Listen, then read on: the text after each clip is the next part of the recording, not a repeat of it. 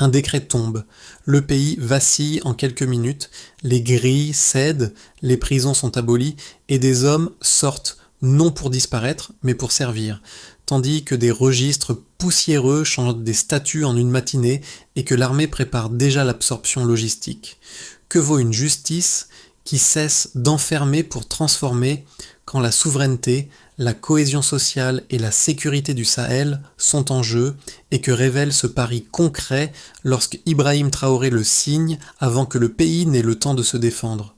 Entre l'ordre ancien et une justice utile, un seuil brûle et attire. Ce récit ne promet pas une chronique spectaculaire ni un portrait héroïque, mais une compréhension précise d'un basculement institutionnel rare. Il s'agit de suivre comment une seule décision administrative peut reconfigurer, en chaîne, la justice, la sécurité et le rapport entre l'État et ses marges sociales. Le bénéfice central pour le spectateur est simple. Comprendre comment un système réputé figé peut être retourné sans effondrement immédiat, ni vide du pouvoir. L'enjeu dépasse largement le sort des anciens détenus. Il touche la souveraineté d'un pays pauvre, la cohésion entre villes et campagnes, la sécurité des routes rurales et la crédibilité d'un appareil étatique longtemps perçu comme hérité, fragile et dépendant. Si la réforme échoue, elle risque de nourrir la peur, la division et l'isolement international. Si elle tient, elle ouvre un précédent dérangeant, celui d'une justice qui ne punit plus pour neutraliser, mais pour redéployer. Tout au long de cette analyse, la question restera constante. S'agit-il d'un pari dangereux ou d'une méthode rigoureusement pensée, simplement révélée d'un bloc? En une seule matinée, 1400 noms changent de statut et 3 unités d'instruction reçoivent l'ordre d'absorber ce flux humain avant même l'annonce publique. Ce double basculement, administratif et militaire, révèle que la décision n'est pas improvisée. Elle est synchronisée, préparée, exécutée sans délai. Et c'est là que se loge la clé de lecture du geste d'Ibrahim Traoré. Avant ce jour, le système pénitentiaire burkinabé se trouvait dans un état de paralysie chronique. La surpopulation carcérale absorbait des ressources rares, enfermait des délits mineurs et héritait d'un droit colonial centré sur la punition plutôt que sur la réinsertion. Dans le même temps, les zones rurales subissaient une érosion sécuritaire constante, routes abandonnées, marchés fermés, écoles désertées sous la pression des attaques armées. Les prisons devenaient ainsi la soupape finale d'un ordre incapable de se régénérer. Le décret surprend précisément parce qu'il inverse ce paradigme ancien. Il ne nie pas la faute, il la redéploie. Les hommes sortent des cellules, non pour disparaître dans l'ombre, mais pour être immédiatement intégrés à une architecture nationale déjà prête à les accueillir. Cette vitesse compte autant que la mesure elle-même. En quelques heures, un siècle de logique punitive est court-circuité, empêchant l'ancien système de se défendre ou de ralentir la transition. Dans les tribunaux, des juges relisent 3 fois le texte, incrédules. Dans l'administration pénitentiaire, les machines à écrire crépitent pour reconstituer les listes. Dans les casernes de Ouagadougou, l'ordre logistique circule sans discours public préalable. Cette compression temporelle transforme une réforme potentiellement contestable en fait accompli structurant. Le contexte éclaire alors l'intention. Face à un appareil sécuritaire incapable de couvrir le territoire et à un héritage carcéral coûteux et inefficace, le pouvoir choisit de déplacer la réponse, convertir une charge pénale en capacité opérationnelle. La réforme cesse d'être un symbole pour devenir un mécanisme. Une question s'impose alors. Cette mécanique peut-elle produire des effets réels au-delà du choc initial, ou n'est-elle qu'un pari à courte durée ? Le récit ne s'organise pas autour d'un individu isolé, mais autour d'un collectif soudain propulsé au premier plan. Ces hommes, longtemps relégués aux marges, deviennent en quelques heures les visages concrets d'une transformation nationale. Leur progression guide la lecture, parce que chacune de leurs réactions dessine une trajectoire émotionnelle et politique précise, bien plus parlante qu'un discours officiel. Les premiers témoignages décrivent des sorties de cellules sans cri ni fuite. Certains avancent en silence, d'autres développent le poing, d'autres encore marchent tête haute, comme s'ils franchissaient non un portail carcéral, mais un seuil intérieur. Cette diversité de gestes agit comme une boussole morale. Elle montre que l'impact initial du décret se mesure d'abord dans les corps, dans la manière dont la dignité retrouvée modifie l'attitude avant même toute instruction formelle.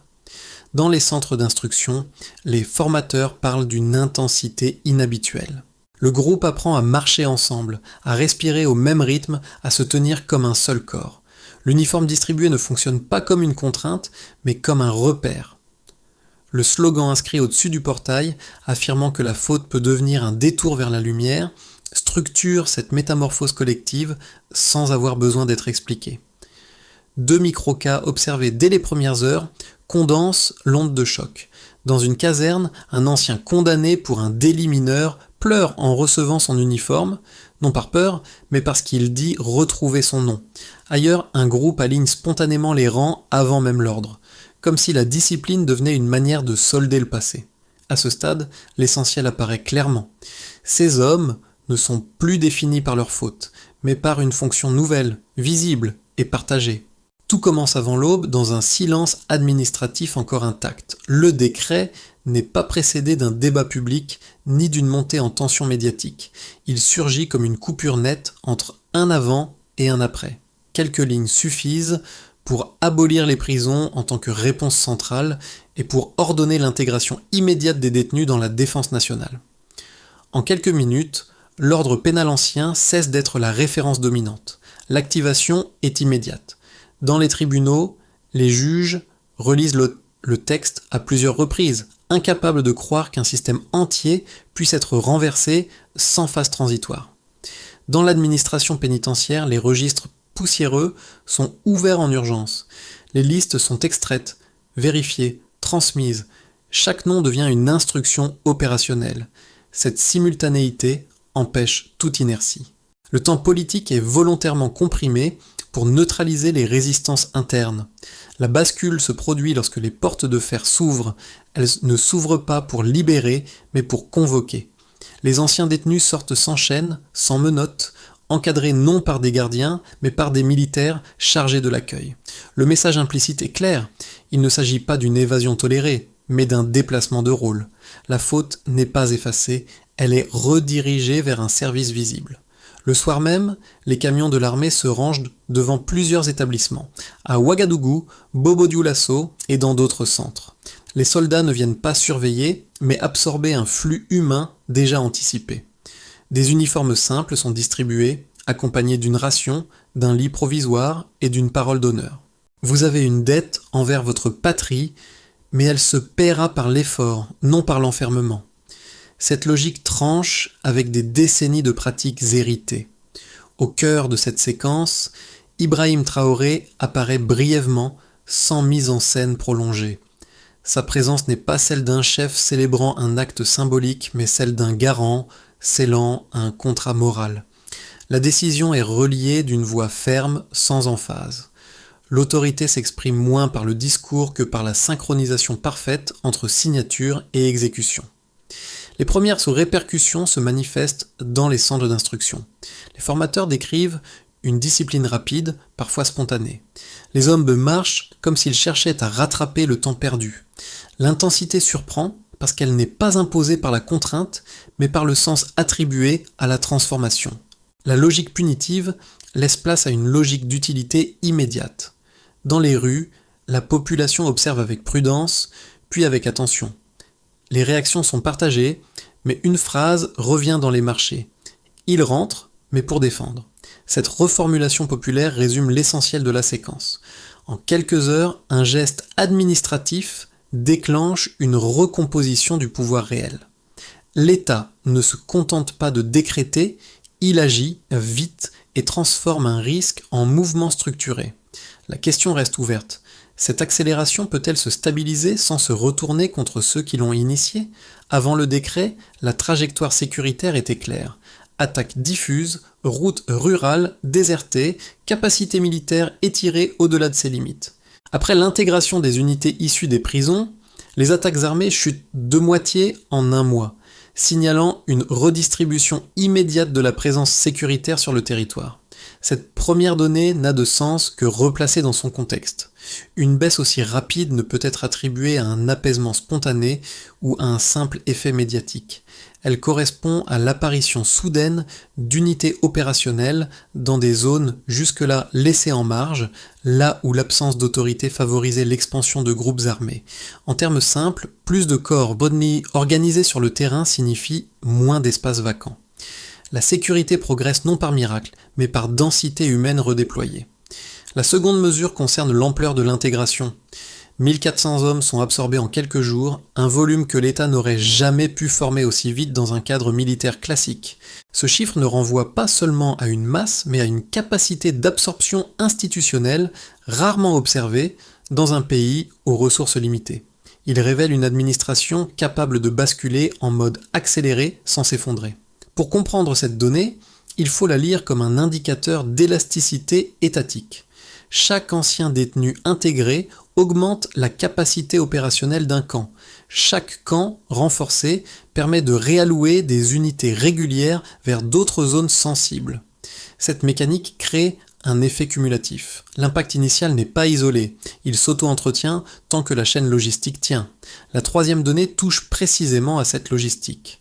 Des rations prévues pour 6 mois sont distribuées simultanément avec uniformes et armement. Cela signifie que l'approvisionnement avait été anticipé avant l'annonce publique. Cette préparation matérielle est décisive. Elle montre que la réforme n'est pas improvisée, mais dévoilée d'un bloc. Fournir autant, aussi vite, indique que l'État se projette au-delà du choc symbolique.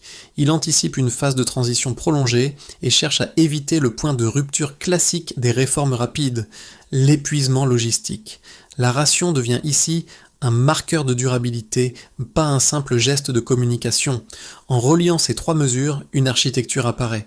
Les attaques diminuent, parce que les unités dédiées patrouillent dans des zones longtemps abandonnées. Les marchés rouvrent parce que les trajets se stabilisent.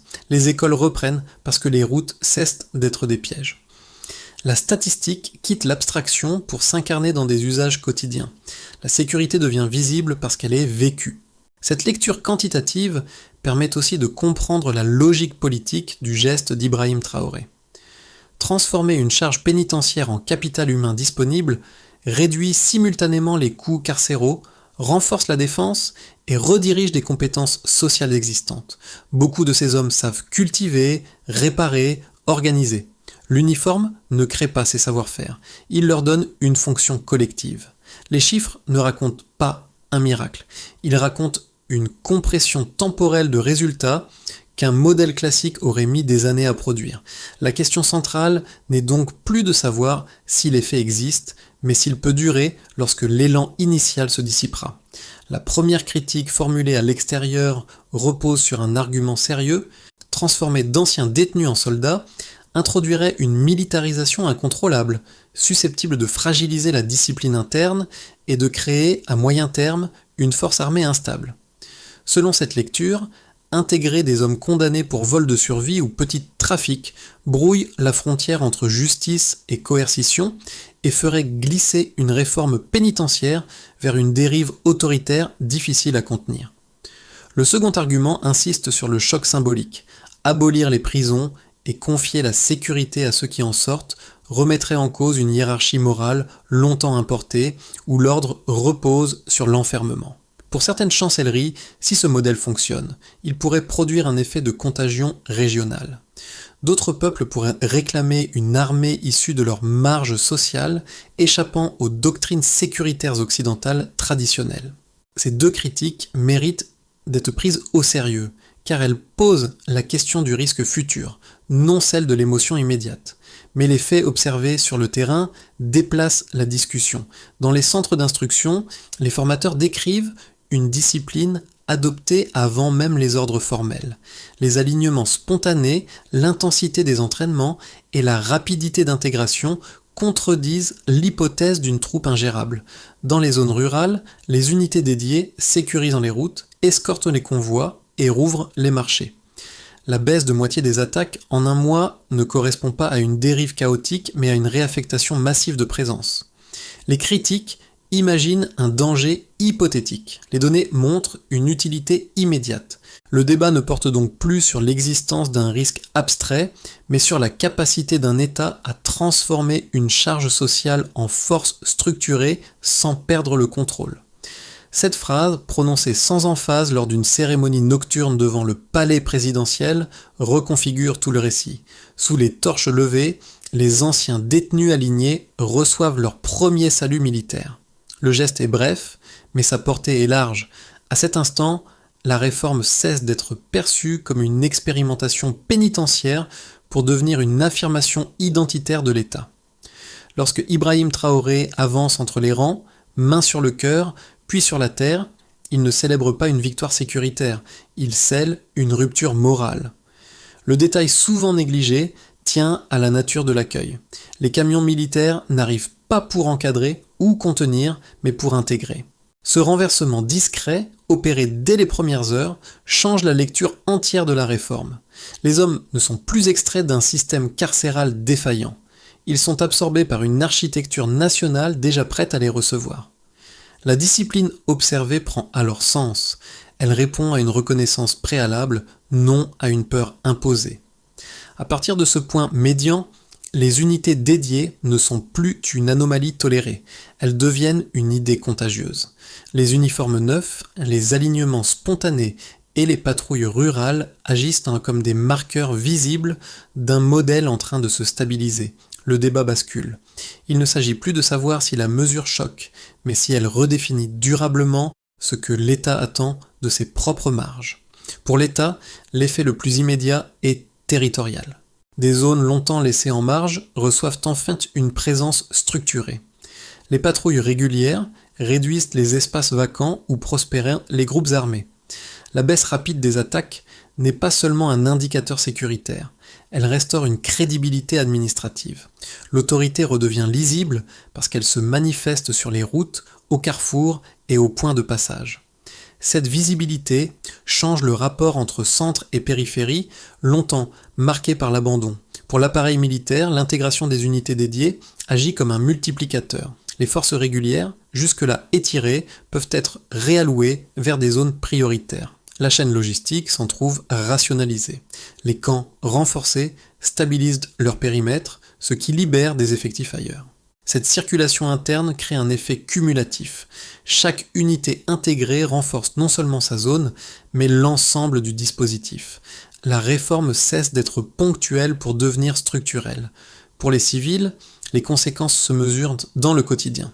Les marchés rouvrent parce que les trajets cessent d'être imprévisibles. Les écoles accueillent de nouveau les enfants lorsque les routes ne sont plus perçues comme des pièges. Les convois humanitaires circulent avec moins d'escortes improvisées. Ces gestes simples traduisent un changement profond. La sécurité n'est plus abstraite, elle est vécue. La phrase entendue sur les étals « Il rentre, mais pour défendre » résume cette réappropriation populaire.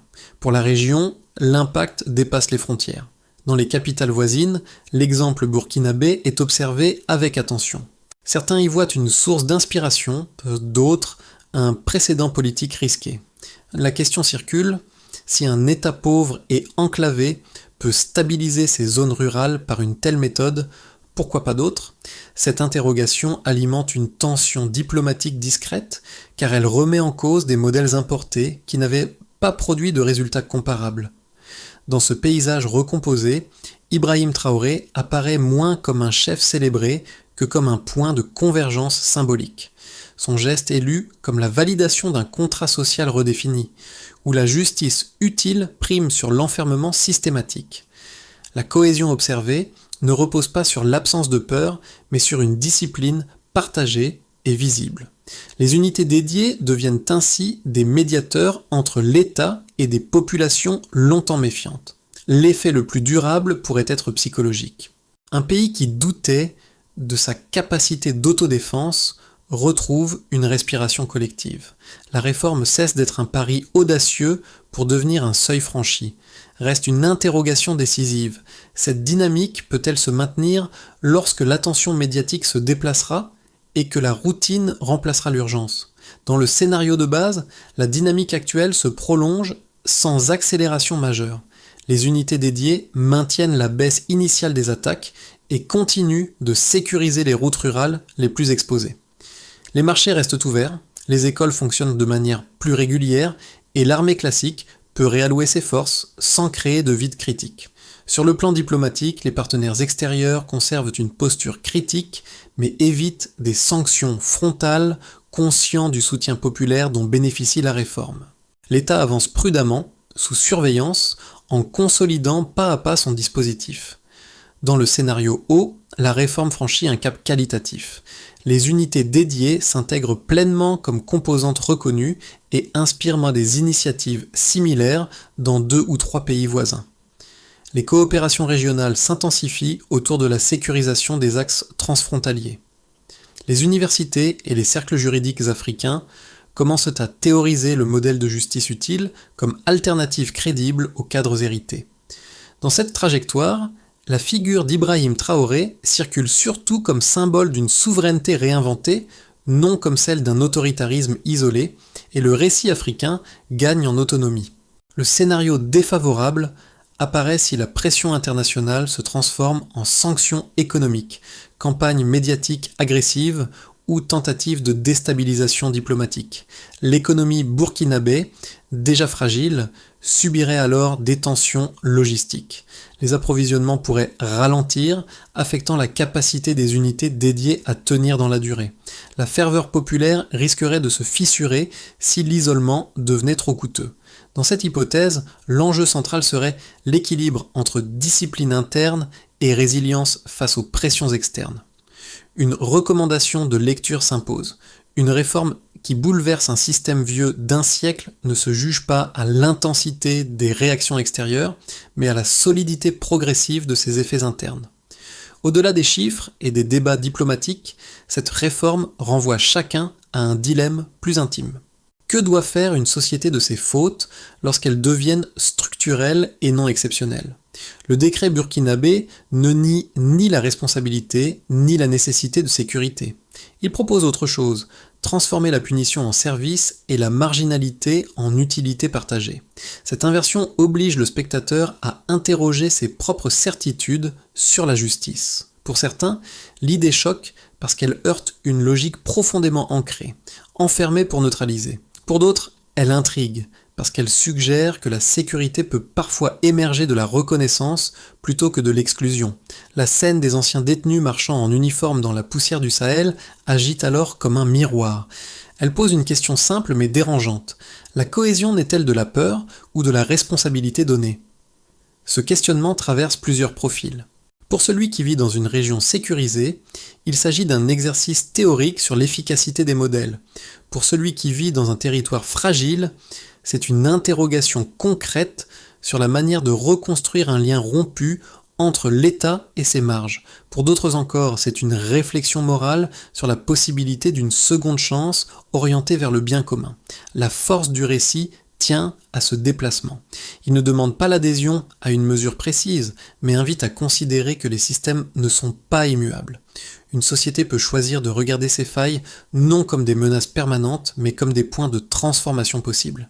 Cette idée, qu'elle convainque ou qu'elle inquiète, explique pourquoi la réforme dépasse le cadre burkinabé et touche un public bien plus large. La question qui demeure pour chacun est alors personnelle. Jusqu'où sommes-nous prêts à repenser nos propres réponses à l'échec collectif ? En observant la séquence dans son ensemble, une méthode opérationnelle se dégage sans jamais être formulée comme telle. Elle repose d'abord sur une clarification préalable. L'administration isole les délits mineurs, les erreurs de survie et les condamnations héritées d'un cadre pénal colonial. Cette étape permet d'identifier une masse humaine mobilisable, sans effacer la responsabilité individuelle.